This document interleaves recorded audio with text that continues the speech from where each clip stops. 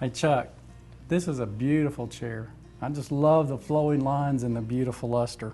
Well, thank you so much, Kurt. This is Kurt Gerald. Kurt is an owner of Newco Industrial Services.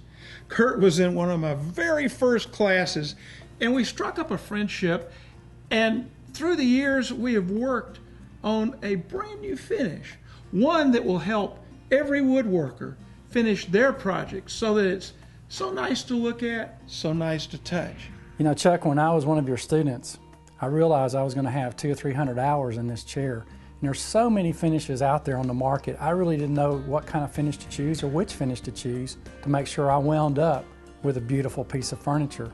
When you put all that work into it, you really want something that's almost foolproof, but is going to protect the furniture. Right. And be easily renewed when there's a scratch or whatever. So I love an oil and wax finish, of course, for everything except the tabletop. Right. And in this case, we've got a three-step finish. Starts out with a base coat. I think it's some blended oils. Tell me about that, and I'm going to go ahead and apply that base coat. Well, you know, Chuck, one of the things we looked at the base coat is we wanted something that would give the wood a pure tone, a pure finish that wouldn't muddy up the grain. So we've blended oils together that over time won't change the look of the wood and make it have that warm luster that we were looking for.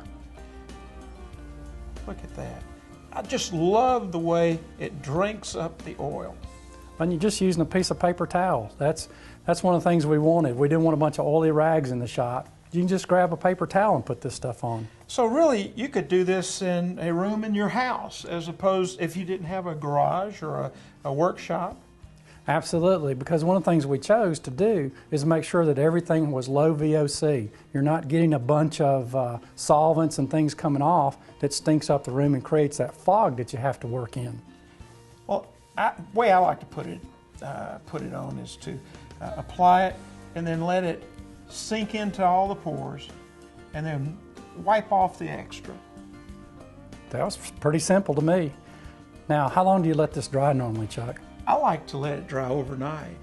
And then what I do is, I've already prepared the other side.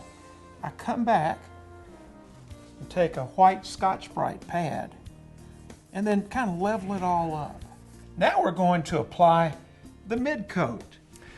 Well, you know, Chuck, we developed the mid coat to be a filler finish. It's designed to fill the pores. There's a blend of oils and waxes that allow you to build and fill the pores, but you still don't lose the grain and it doesn't become a muddy looking piece of wood. I really like the way it builds up.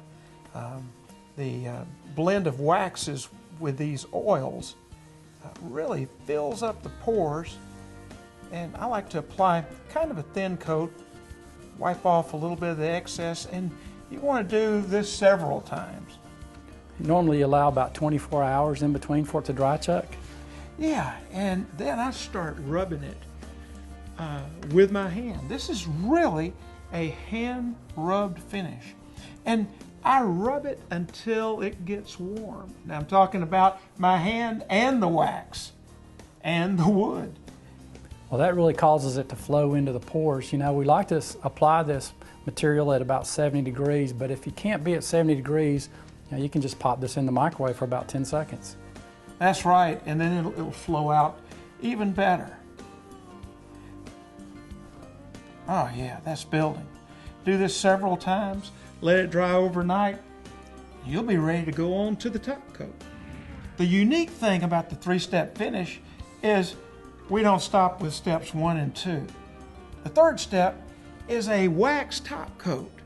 Tell me about what's in this wax. Well, we blended several different waxes together so that we can get the good filling properties that we're looking for and the right kind of warm luster. And also it's renewable, so the normal wear and tear that you get on a finish can be repaired at any time and very easily.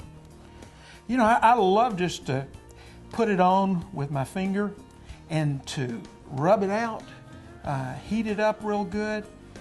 Nice thin coats, build it up, and you can finally get that deep, deep luster that woodworkers are so proud of with that piece of furniture. I have already tried the first 2 steps on my new music stool. Will you finish buffing this out?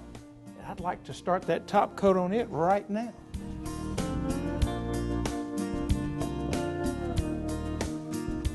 Oh, this is great. Filling up those pores, just a little thin coat at a time.